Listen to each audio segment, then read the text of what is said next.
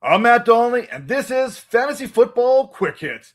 Today, we're talking about Bucky Irving and 4 other players I'm avoiding in 2026 fantasy football drafts. And I want to make something very clear right off the start. I'm not saying that these players are bad. I'm not saying that either. I'm just not willing to pay their current price. I guess that's the best thing I can say here right now. And speaking of it, let's get right to it here. Let's talk about Bucky Irving. The price assumes a workload we don't know exists. I mean, this is important. I like Bucky Irving. I think he's a great player. We've seen him produce from time to time. The problem is we're now drafting him around RB22. That's roughly pick 37. That's a 4th round price for a running back with a lot more workload uncertainty than the price suggests. Yes, Rachaad White, he's gone. But that doesn't mean Irving automatically inherits the entire backfield. The Buccaneers guaranteed Kenneth Gainwell nearly $10 million. That's a 10.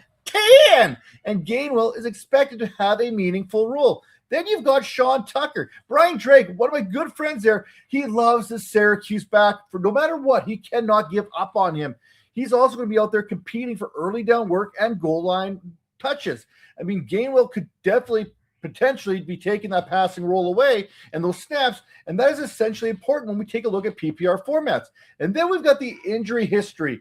That is another red flag here. Irving has also dealt with a lot of injuries for a running back who's still relatively young. Last year, he dealt with a foot sprain. He also had that shoulder AC joint sprain. Go back to 2024, and there was also hip issues, back issues, toe issues, hamstring issues, Matt Donnelly issues, as we like to call them. That's a lot of missed time and physical wear for a smaller back. And the injuries, they appear to have mattered. I mean, look at the efficiency drop. That has to be concerning. Among 49 qualified running backs last season, Irving ranked 43rd in explosive run rate, 35th in missed tackle rate, 46th in yards after contact per attempt. Those numbers are a massive departure from the per-touch monster that we saw back in 2024. Now, injuries can absolutely explain some of that. I mean, that's exactly why we're concerned here. He's a smaller back, multiple injuries over the last 2 seasons, and now we're being asked to draft him as though he's somehow waxed on, waxed off, Mr. Miyagi type of healing here. That did not happen. Too many things have to go right, so this has to be wrong. My Bucky fade, I'm not fading the talent. I'm fading the workload certainty here. If Irving falls maybe in the 5th, maybe in the 6th, okay, you've got my interest once again. But at pick 37th, 4th round, I'm going to let somebody else take that on. The second running back here I'm kind of avoiding, it's Travis Etienne of the New Orleans Saints, and mostly because I can't pronounce his name half the time. Who changes their name or corrects people in the media 10 years after the fact? I mean, that, and we got some serious touchdown and volume regression here in this candidate. Last year, he finishes the RB13 in fantasy points per game. He also had 260 carries and 13 tutties. That's exactly the type of production that makes fantasy managers want him. I get it, but let's take a look underneath that box score, because not everything. I mean, you can put lipstick on a pig; it's still a pig. And I mean, that's what we're looking at with Etienne. I mean, 37th in explosive run rate, 31st in missed tackle rate, 34th in yards after contact per attempt. I mean, that's kind of Bucky Irving type numbers. I just criticized Bucky Irving for it. Now, that's not what I want to see from a running back, especially a guy who's going as your RB2 in that 4th round, and that's the biggest issue. Actually, you know what? That's not the biggest issue. The biggest issue is Alvin Kamara is still in New Orleans, and while Kamara is not the same player that he was in his peak, he's still by far the superior pass catcher of the 2 running backs here. And that is important, because if Kamara takes a significant portion of that passing down work, not to mention red zone opportunities, Etienne's workload suddenly becomes less attractive. And that's why I think that a 2025 touchdown total is a dangerous number to use in this projection. 13 touchdowns is great, but can he repeat it? That's the question. Etienne at RB14, RB18, where he's going right now, honestly, I think he's probably more like RB25, and that's a meaningful difference. We're talking like 5, 6, 7 running backs separating where he's going and where he probably should be going. The fade, I don't hate him necessarily. Again, like Bucky Irving, I don't want to pay that 4th round price for him. Give me a lower RB2 price, and then, okay, maybe I'm interested. Again, 5th, 6th round, but at the current cost, yeah, I'm out. Next up, we're getting to three players I think have some of the biggest red flags relative to their current ADP. We've got an injured vertical wide receiver, a Pittsburgh wide receiver whose name is bigger than his target ceiling, and a tight end caught in a committee.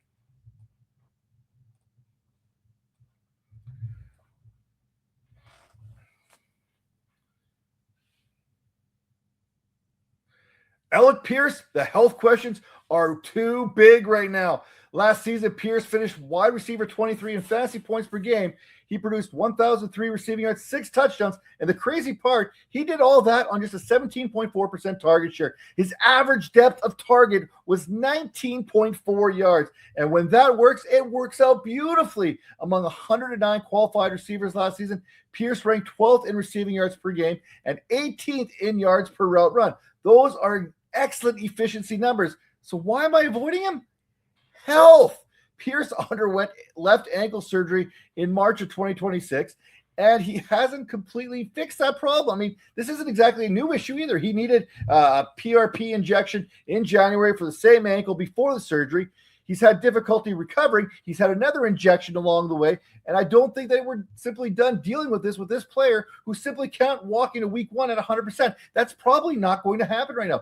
He's likely to be slow out of the gate. I mean, when your whole purpose is to stretch the field and you're slow out of the gate, something's not adding up here. The question is, how long until he's actually going to be himself? And if he's ever going to be completely healthy in 2026, that's another question. Then we have the quarterback questioning, which is making this another whole layer upon a layer. We're talking onions here, and I'm starting to cry a little bit. Daniel Jones, Pierce's fantasy value is heavily dependent on the deep passing game, and Jones is coming off an Achilles injury. If Jones isn't fully healthy or doesn't regain his deep ball effectiveness immediately, that creates a completely different obstacle here. We're asking, is Pierce healthy? Is Jones healthy? Can Jones consistently hit Pierce downfield? Can Pierce maintain his efficiency while taking on more volume? That is a lot of questions. And we haven't even talked about Keenan Allen here, who the Colts just signed. I mean, there's so much here to talk about. Yes, Michael Pittman's gone. Yes, Pierce, I mean, in theory, should see more targets when he's on the field, but those targets don't automatically mean better efficiency. We know that he's going to end up being that guy who still has to go down the field because everything underneath is going to be Keenan Allen. It's going to be Josh Downs. It's going to be Tyler Warren. There's no room underneath for Alec Pierce for those easy catches. So, hey, talent and efficiency, hey, they're real, but the combination of that ankle injury, top target earning opportunities, Daniel Jones' uncertainty, the Colts' offensive uncertainty with all these other wide receivers, this is pushing Pierce down way into that wide receiver 3, wide receiver 4 range. And at his current price, yeah, I'm out of here. DK Metcalf, I mean, pseudo alpha? I mean, no. I mean, I'm going to fade the DK train altogether. Honestly, it's worked for me in the past. It's working for me now. And we're going to run it back one more time because DK Metcalf, wide receiver 21 in fantasy points per game last season. And while that sounds good, it's that weekly consistency that has me scratching my head. I mean, this is why I can't trust the guy. I have trust issues. I mean, fantasy football has given me trust issues. There's no way around that. I mean, I know I'm not the only one. Here are the underlying numbers that are absolutely screaming at me to pay attention. Among 109 qualified wide receivers, Metcalf ranked 25th in yards per route run, 26th in red zone targets, 37th in first downs per route run, which is a huge metric for fantasy success. Those numbers, they're far from elite. And that's important because we're still drafting him based on the perception that he's the Seattle Seahawks alpha wide receiver. What are we doing, people? What are we doing? Then we have the too high problem. I mean, this is where analytics really makes me uncomfortable. Last season, Metcalf, he ranked 41st in yards per route run against too high coverage, but 19th against single high.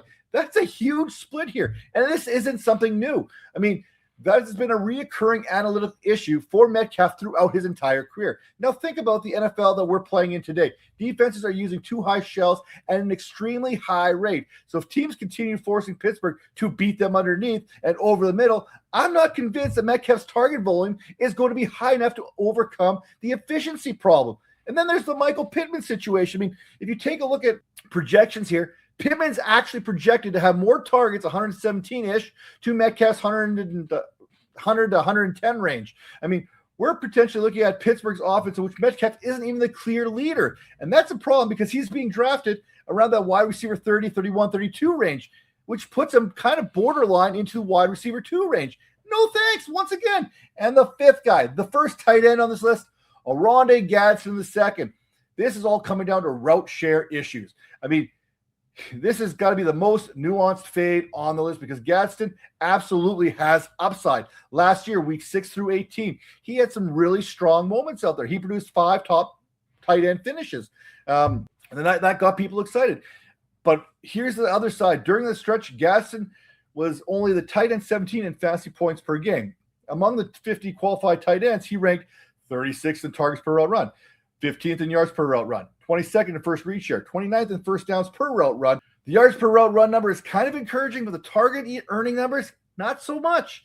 I mean, and then things got a little bit worse. Week 15, Gadsden failed to surpass a 70% route share in any game. That is a massive red flag, especially for a tight end, especially for one who's going to have more competition, because at this position, opportunity is everything. We talk about that competition, and look what the Chargers did in the offseason. They added David Njoku and Charlie Collar. That's going to be a problem because we're potentially looking at genuine tight end committee here, and that's something I don't want to deal with in fantasy. I don't care about the upside at this point, especially at this position. The tight end position has been a fantasy wasteland for years, and when I'm trying to find a tight end who can give me consistent week production, I don't want to see 2 other tight ends possibly cutting into that. So when I take a look at my fade ranking, I'm ranking these players based on how strongly I'm avoiding them at their current ADP. Alec Pierce, very strong fade. That ankle injury, that is a massive concern. Travis Etienne, strong fade. Once again, the touchdown and volume numbers are masking mediocre efficiency, and Kamara creates additional competition. The third one, Bucky Irving, strong fade. The talent is real, but so is the injury history. And don't forget about Kenneth Gainwell.